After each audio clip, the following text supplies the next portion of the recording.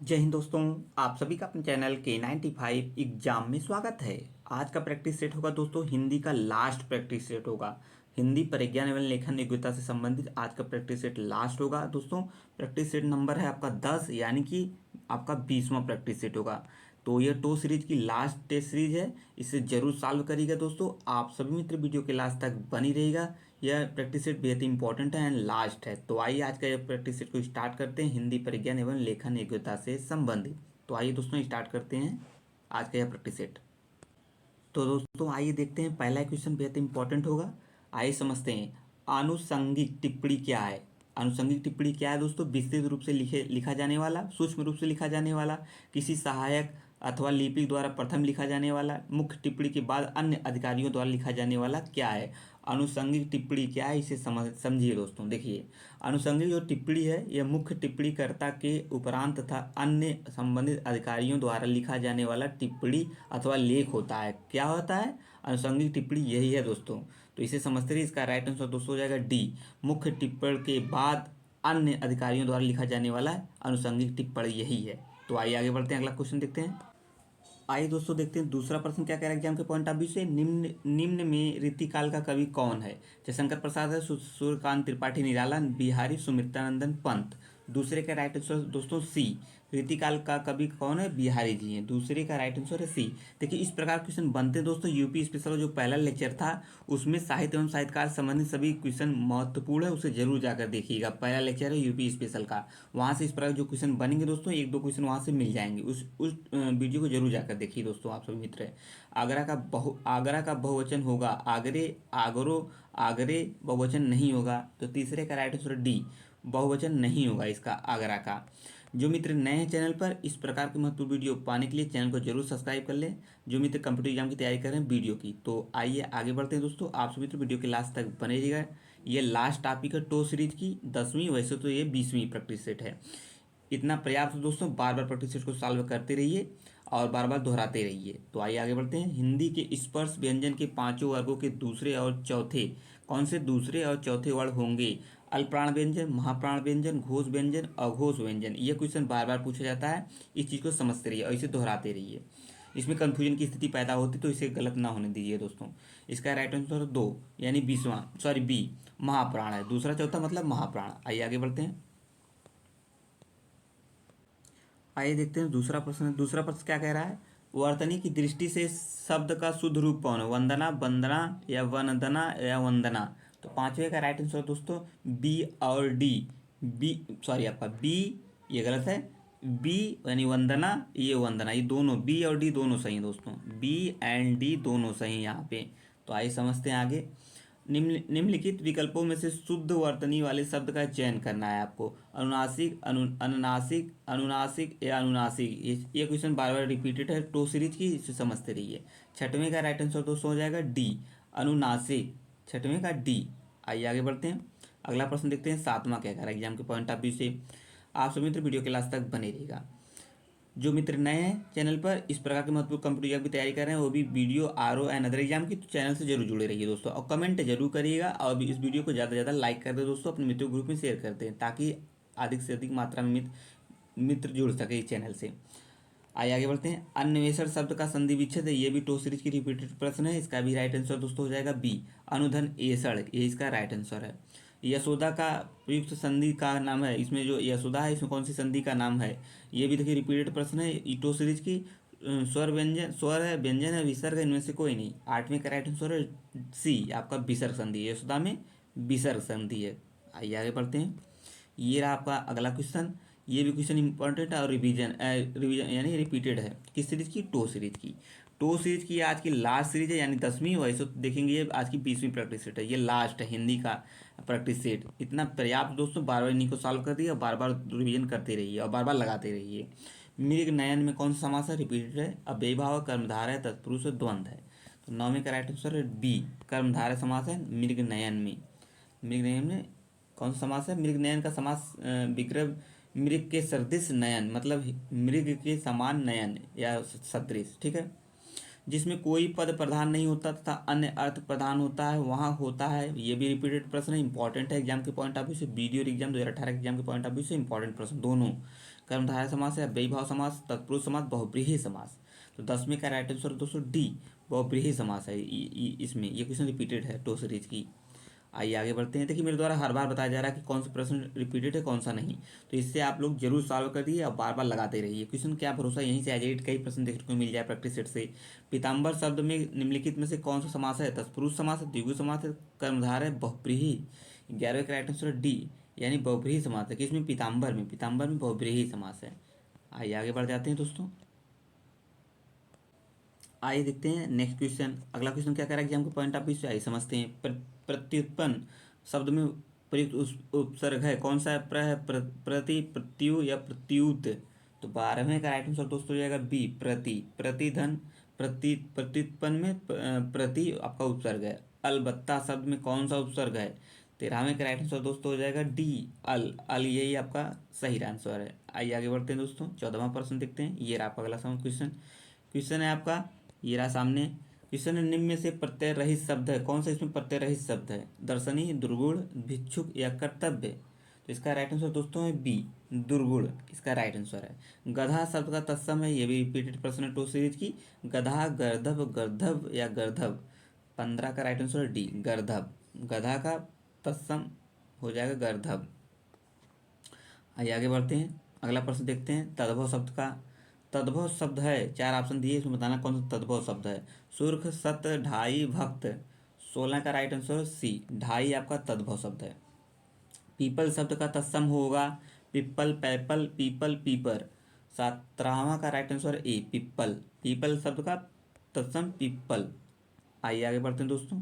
Question सभी बेहद important है। देखिए इस प्रैक्टिस से कुछ क्वेश्चन बेहद इंपॉर्टेंट है क्योंकि आई क्वेश्चन पूछा जा सकता है एग्जाम में, आगामी एग्जाम में। निम्नलिखित शब्दों में से कौन सा शब्द तद्भव है? सपत्नी, रिक्त, वल्गा, शक्कर। तो 18वें का राइट आंसर है डी शक्कर। सैसो शब्द का संज्ञा शब्द है। सैसो जो शब्द है ये संज्ञा शब्द है, किसका है? भाववाचक है, जातिवाचक है, व्यक्तिवाचक है, पदार्थवाचक है। तो 19 का राइट आंसर दोस्तों हो जाएगा ए भाववाचक। सैसो भाववाचक है। आइए आगे बढ़ते हैं। 20वां प्रश्न देखते हैं दोस्तों। 20वां प्रश्न क्या करेगा एग्जाम के पॉइंट ऑफ व्यू से। निम्नलिखित में से कौन सा शब्द समूहवाचक संज्ञा नहीं है? सभा है, भीड़ है, सॉरी सभा, कक्षा, भीड़, दौड़। ये भी क्वेश्चन रिपीटेड है टो सीरीज की, इसे भी समझते रहिए। 20वें का राइट आंसर है डी दौड़। ये समूहवाचक संज्ञा नहीं है, ठीक है। बाकी सभा है, भीड़ है, कक्षा, ये सभी भी आपका समूहवाचक संज्ञा है। इनमें से संयुक्त सर्वनाम का उदाहरण कौन सा है? कोई, सब, कुछ, कुछ, कुछ न कुछ। ये क्वेश्चन भी बार बार समझाया गया है, इसे समझते रहिए, गलत नहीं होनी चाहिए। इसका राइट आंसर है दोस्तों कौन सा? डी कुछ न कुछ क्या है आपका संयुक्त सर्वनाम का उदाहरण है। तो आइए आगे बढ़ते हैं। 21वें का राइट आंसर हो गया डी। नेक्स्ट क्वेश्चन क्या है आइए देखते हैं। 22वां क्वेश्चन क्या कह रहा है? क्वेश्चन है आपका, नीचे दिए गए वाक्य में कौन सा प्रयोग विशेषण प्रयोग हुआ है? लड़का आया, वह गुलाब के फूल लाया, गुलाब के फूल मुझे पसंद है, वह लड़का फूल देकर चला गया। 22 का राइट आंसर है सी गुलाब के फूल मुझे पसंद है, यही क्या है इसका विशेषण प्रयोग हुआ है इसमें। आइए आगे बढ़ते हैं दोस्तों। आइए देखते हैं दोस्तों नेक्स्ट क्वेश्चन। नेक्स्ट क्वेश्चन क्या कह रहा है? हथियाना में कौन सी क्रिया है? प्रेरणार्थक है, संयुक्त है, अनुकरणात्मक है, नाम धातु। ये भी रिपीटेड है प्रो सीरीज की। तो 23वें का राइट आंसर दोस्तों हो जाएगा डी नाम धातु है। कौन सा? 23 का डी नाम धातु। उसने कटोरा भर दूध पिया, वाक्य में अव्यय शब्द कौन सा है? कटोरा दूध भर पिया। 24 का राइट आंसर सी भर। जो ये भर है यही आपका क्या अव्यय है। आइए आगे बढ़ते हैं। नेक्स्ट क्वेश्चन देखते हैं। 25वां क्या कह रहा है एग्जाम के पॉइंट ऑफ व्यू से। वह पढ़ता है लेकिन बात भी बहुत करता है। व्याकरण की दृष्टि से रेखांकित शब्द को पहचानिए। क्रिया विशेषण, अपव्यय, सर्वनाम, संज्ञा। तो 25 का राइट आंसर है दोस्तों बी अपव्यय है। लेकिन आपका ये सब सभी है अपव्यय है, बार बार बताया गया है मेरे द्वारा वीडियो में कैसे अपव्यय को कैसे पहचानेंगे, इस प्रकार के संज्ञा जो लगा हो तो। लेकिन और ये सब क्या है? अपव्यय हैं। निम्नलिखित में नरक का पर्यायवाची शब्द कौन सा नहीं होगा? 4 ऑप्शन इसमें बताना है कौन नहीं होगा। तो ए आपका आत्मोसर्ग नहीं होगा, इसे भी समझते रहिए। आइए दोस्तों देखते हैं। आप सभी मित्र वीडियो के लास्ट तक बने रहिएगा। कमेंट जरूर करके बताइए, कमेंट जरूर करिएगा दोस्तों, क्योंकि आज की लास्ट सीरीज है टू सीरीज की। तो अब सिलेक्टेड टॉपिक होंगे जीएस के कुछ जो एग्जाम में डायरेक्ट बनेंगे, वही टॉपिक कराए जा रहे हैं जो जीएस के जिसमें क्वेश्चन ज़्यादा बनते हैं। जैसे आपका कंप्यूटर से लगभग 5+ क्वेश्चन देखने को मिलेगा, यूपी स्पेशल का भी 5+ क्वेश्चन, करेंट का तो मोस्ट इंपॉर्टेंट है, लगभग 5 से 8%, 10 भी हो सकते हैं या 8 मैक्सिमम तो पूछे ही जाएंगे दोस्तों। इस चीज़ को समझते रहिए। आप सभी मित्र वीडियो के लास्ट तक बने रहिएगा। बीच में वीडियो की स्किप ना करें दोस्तों। ईख का पर्यायवाची शब्द नहीं है। पौड़ी, साखी, रसद, रसाल। 27 का राइट आंसर दोस्तों हो जाएगा बी, साखी नहीं है, बाकी पौड़ी, रसद, रसाल हैं। गौरव, गौरव का विलोम शब्द है, ये भी रिपीटेड प्रश्न है दोस्तों। 28 का राइट आंसर दोस्तों हो जाएगा ए, लाघव। गौरव का लाघव रिपीटेड प्रश्न है टो सीरीज की। आइए आगे बढ़ते हैं। रोपड़, ये भी देखिए पूछा गया क्वेश्चन। रोपड़ का विलोम शब्द निम्न से कौन सा है? रोपड़, दोषारोपण, उन्मूलन, मूलन। 29 का राइट आंसर है सी। आइए आगे बढ़ते हैं। तो दोस्तों इसका राइट आंसर क्या था? सी। कौन सा? सी, रोपड़ का उन्मूलन सी। आइए आगे बढ़ते हैं, अगला प्रश्न देखते हैं। अगला प्रश्न क्या कह रहा है एग्जाम के पॉइंट ऑफ व्यू से। क्वेश्चन है उचित शब्द चुनकर रिक्त स्थानों की पूर्ति करना है। दूध का रंग डाट डाट काला, सफेद, नीला, भूरा। तो इसका राइट आंसर दोस्तों बी, सफेद। आज आकाश में डाट डाट छाए हैं, क्या छाए हैं? एक तो उचित स्थान बनना जलद, जलधि, जलद, नीरज। 31 का राइट आंसर सी, जलद छाए हैं यानी बादल छाए हैं। आइए आगे बढ़ते हैं। 32 का राइट आंसर देखते हैं दोस्तों क्या कह रहा है। जो अपने कर्तव्य का निश्चय न कर सके, इस वाक्य का एक शब्द में आंसर दीजिए। द्वंद्वग्रस्त, भ्रमित, किंग कर्तव्य मूड या दुविधाग्रस्त। तो 32 का राइट आंसर दोस्तों जगह सी, किंग कर्तव्य मूड। C is the right answer. उचित बात के लिए आग्रह करने वाला वाक्यांश के लिए एक शब्द कौन सा है दोस्तों? दुराग्रह, अनाग्राही, दुराग्राही, कुआग्राही। तो 33 का राइट आंसर है सी, दुराग्राही। सी इज द राइट आंसर। आइए आगे बढ़ते हैं दोस्तों। आइए दोस्तों देखते हैं अगला क्वेश्चन। अगला क्वेश्चन क्या है? गूलर का फूल होना बार बार पूछा गया है, तो इसका राइट आंसर आप सभी को पता ही होगा। 34 का राइट आंसर हो जाएगा ए, लापता होना। गूलर का फूल होना मतलब लापता होना। आइए आगे बढ़ते हैं। सोने में सुगंध मुहावरा का सही अर्थ है, इसका भी राइट आंसर आप सभी को पता होगा। 35 का ए, सुंदरता, सुंदर वस्तु में और गुण होना, इसका राइट आंसर है। आइए आगे बढ़ते हैं। नेक्स्ट क्वेश्चन देखते हैं 36वां क्या कह रहा है एग्जाम के पॉइंट ऑफ व्यू से। होनहार बीरवान के होत चिकने पात, लोकोक्ति का सही अर्थ बताना है आपको। 36 का राइट आंसर दोस्तों जगह सी, होनहार बालक के गुण बचपन से ही दिखाई देने लगते हैं, इसका राइट आंसर दोस्तों। आइए आगे बढ़ते हैं। मुहावरे से भी क्वेश्चन देखिए 3 से 4 प्रश्न देखने को मिल रहा है हर बार, तो इसे समझते रहिए। उसने कहा मैं घर जाऊंगा, किस तरह का वाक्य है? सरल वाक्य, संयुक्त है, मिश्र वाक्य, प्रश्नवाचक है। 37 का राइट आंसर सी, मिश्र वाक्य है। उसने कहा मैं घर जाऊंगा, मिश्र वाक्य है। तो अगला देखते हैं। वह दंड से बचना चाहता था इसलिए भाग गया, यह एक संयुक्त वाक्य है कि सरल वाक्य रूप होगा? 38 का बी, दंड से बचने के लिए वह भाग गया, इसका राइट आंसर दोस्तों। आइए नेक्स्ट क्वेश्चन देखते हैं। अगला क्वेश्चन क्या कह रहा है आपका, ये रहा सामने। कह रहा है निम्नलिखित में से कौन सा वाक्य सही है? 4 ऑप्शन दिए हैं, इसमें बताना है दोस्तों कौन सा राइट आंसर। और इसी प्रकार के लगभग बार बार क्वेश्चन बनते रहते हैं।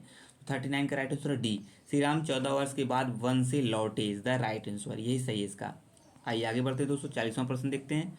40वां क्या कह रहा है एग्जाम के पॉइंट ऑफ व्यू से। निम्नलिखित में से वाक्य में भाववाच्य का प्रयोग हुआ है। दादी से चला नहीं जाता, मोहन ने खाना नहीं खाया, कुलियों ने सामान नहीं उठाया, मैंने दरवाजा नहीं खोला। 40 का राइट आंसर दोस्तों ए, दादी से चला नहीं जाता, इसमें भाववाच्य का प्रयोग किया गया है। आइए आगे देखते हैं। ये 41वां प्रश्न है।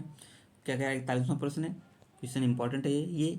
राजा सेवक का कंबल देता है, राजा सेवक को कंबल देता है, वाक्य में रेखांकित पद में कौन सा कारक है? कारक से भी 2 से 3 प्रश्न बनेंगे दोस्तों, इसे भी समझते हैं। कर्म कारक, संबंध कारक, संप्रदान, कर्ता कारक।